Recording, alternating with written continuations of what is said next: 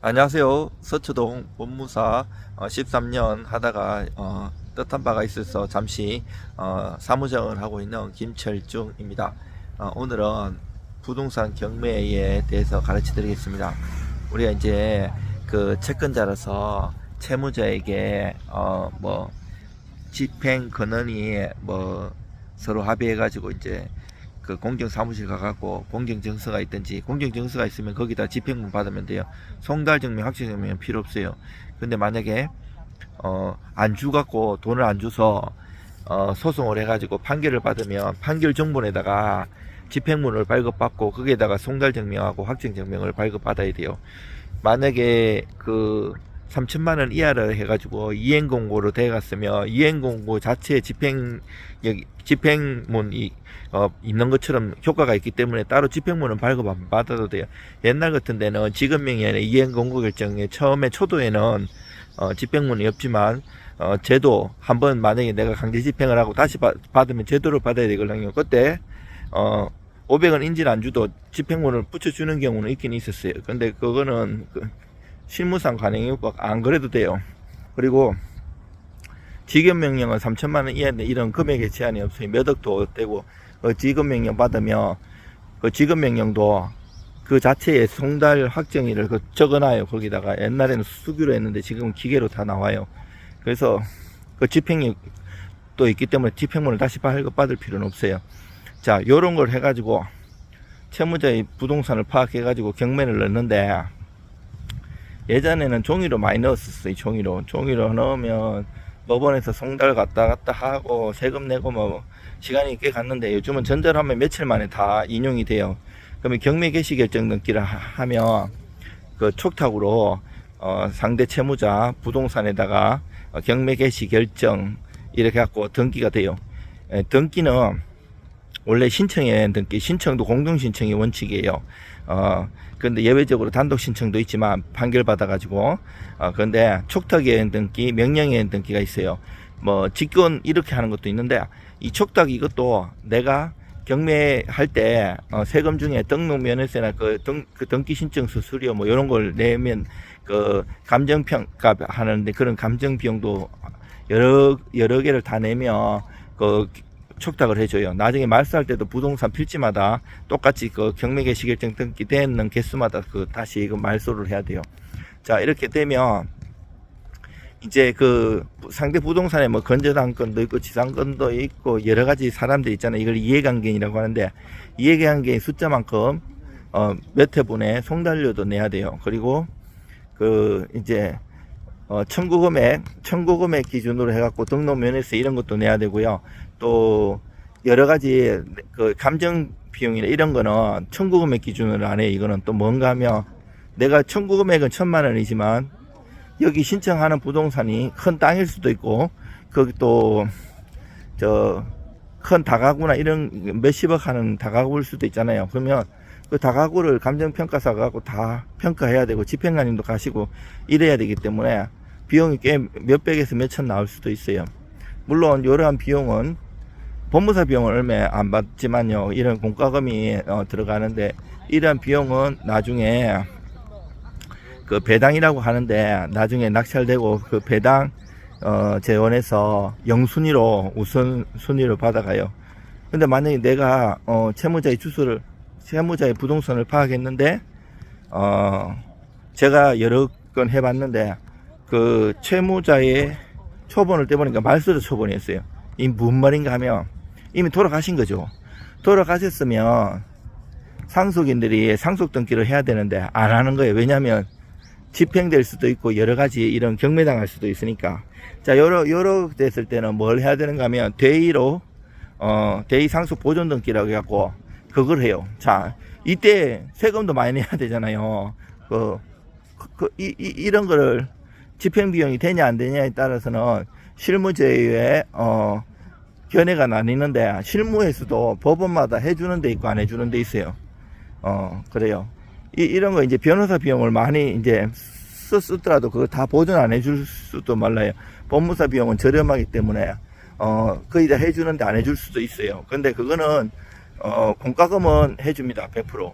근데 이제 집행 이게 할 때 그 집합 건물 같은 경우에는 원래 이제 법무사 시험에 2차에 보면 등기 신청 수수료, 등기 신청서 양식이 있는데 거기도 우리는 맨날 연습을 해요. 그리고 일을 하면서 10여 년 동안 체득이 돼가지고 거의 한 등의 건물의 표시부터 해가 쭉쭉 이게 자동으로 나오는데, 그렇지만 그거를 기계적으로 다 쓰는 게 아니고 이 등기부도 그 집합 건물 그 집행용으로 떼면 내가 그 번호, 법무사 그 번호하고 이렇게 하면 자동으로 다 끌어가고 기재가 돼요. 그게 간단한 거는 금방 되지만 엄청 이해관계인이 많고 여러 가지 복잡한 경우가 있을 수 있잖아요. 그러면 이런 경우 일일이 다 쓰려면 엄청 힘든데, 끌고 와서, 물론 전자신청이 아직도 100% 완벽하진 않아요. 거기 이제 각각의 이해관계인 갖고 뭐 주소도 쓰라는 난이 그 주소가 틀릴 수 있잖아요. 만약에 뭐 신한은행에서 대출을 받아 건지당 설정을 했는데 신한은행 본점이 아니고 지점마다 다르잖아요. 거기 또 그렇고 다 이든 그거를 이제 일일이 터치해주는 그런 기술은 필요하고요. 보증이 안 나오게 해야 돼. 보증이 나와버리면 그 보증 내고 왔다 갔다 하고 이러면 시간이 금방 간단 말이에요. 그 강제 집행은 신속을 요하는 거기 때문에 숙달된 군에서 숙달된 조교처럼 기계적으로 처리가 될 수 있어야 돼요. 그리고 저처럼 경매를 수십 년 한 사람은 이걸 경매를 넣으면 이게 그 실효성이 있는지 이것도 봐야 돼요. 민사집행법 102조에 보면 무행위어 경매라고 있어요. 이게 뭔 말인가 하면, 이 경매를 넣었는데 몇 번 유찰돼 가지고 서울 같은 데는 물건의 종류에 관계없이 20%씩 저감되고요. 한번 유찰될 때마다. 지방은 물건의 종류에 역시 관계없이 30%예요. 아까 20%하고 다르죠. 그러면 몇 번 유찰되고 이러면 법원에서 통지서 가요. 야, 보증명이야. 야야, 이거 지금 이거 낙찰돼도 선순위가 다 가져가면 네가 가져갈 거 없는데 취하할래 아니면 네가 받을래, 이렇게 나오기 때문에, 이렇게 하면 내가 몇백에서 몇천만 원 공과금도 쓰고 경매 신청한테 돈 썼잖아요. 이거는 낙찰돼 가지고 배당받는 재원이었기 때문에 돈만 날리는 거예요. 근데 저 같은 경우는 그런 거를 판단해주지. 원래 이런 거 비용도 권리 분석에 대해서 따로 받아야 되는데 그 비례해서 받아요. 그 건물이 크면 돈도 엄청나게 많이 하는데 저는 그런 거 추가 비용 없이 그냥 해주는 편이에요. 그리고 사실 그래서 제가 돈을 많이 못 벌어요. 돈을 많이 벌려면 그런 거 신경 없이 의뢰 들어오면 그냥 접수해주고 이래야 되는데, 딱 보면 보이글랑이 저는 그래서 이거 해도 별로 실익이 없다 그러면 안 하잖아요. 그럼 난 돈 못 버는 거잖아요. 그래서 돈도 못 벌고 일은 잘하는데, 그래서 당분간 법무사 폐업하고 동기법무사님 사무장으로 갔습니다. 예. 그리고 뭐 지금도 여전히 저렴한 비용으로 잘 도와드릴 수 있습니다. 이거 지금 여기 서울교대에 와서 이렇게 합니다. 저는 뭐 이렇게 따로 원고를 준비한다든지 뭐 보고 하진 않아요. 항상 제 거 유튜브 보시면 알겠지만 걸어 다니면서 하는 경우가 많고요. 앉아서 할 시간도 안 나요. 하도 바쁘고, 뭐 제가 뭐 돈은 못 벌지만 열심히 일하고 또 논문 쓰고 책 쓰고 엄청 바쁜 사람이에요. 하루에 잠 3-4시간만 자고 평생 살아온 사람이에요. 그래서 이제 이렇게 이제 밥 먹고 약간 산책한다든지, 그리고 답답하게 앉아 있으면 짧게 하기 때문에 이렇게 어느 정도 길게 해주려면 이렇게 산책하면서 해요.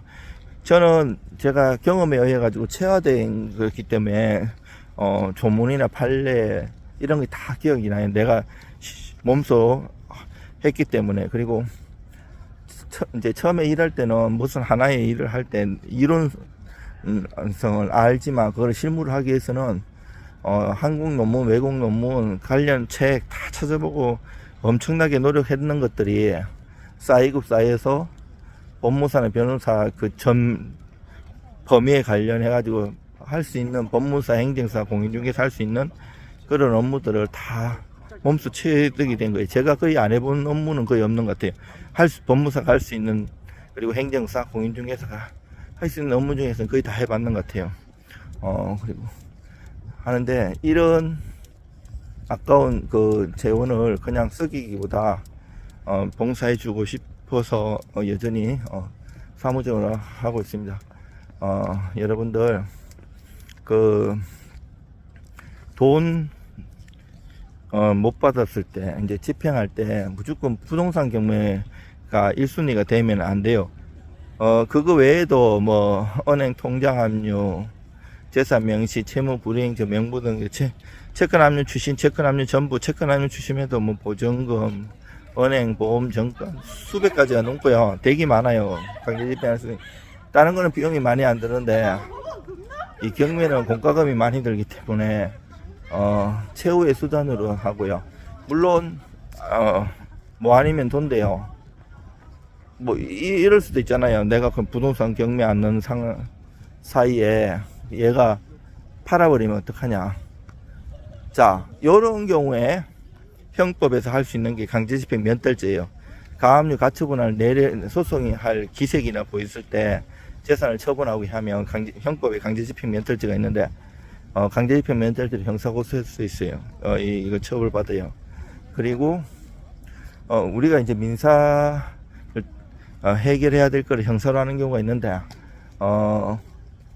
보통은 잘 안 봐주는데 이런 경우에는 형사 확실하니까 형사로 고소해 가지고 돈을 받을 수 있는 좋은 방법이기도 하고요. 제가 대기업 그 거래처 법무사로서 10여 년 동안 강제집행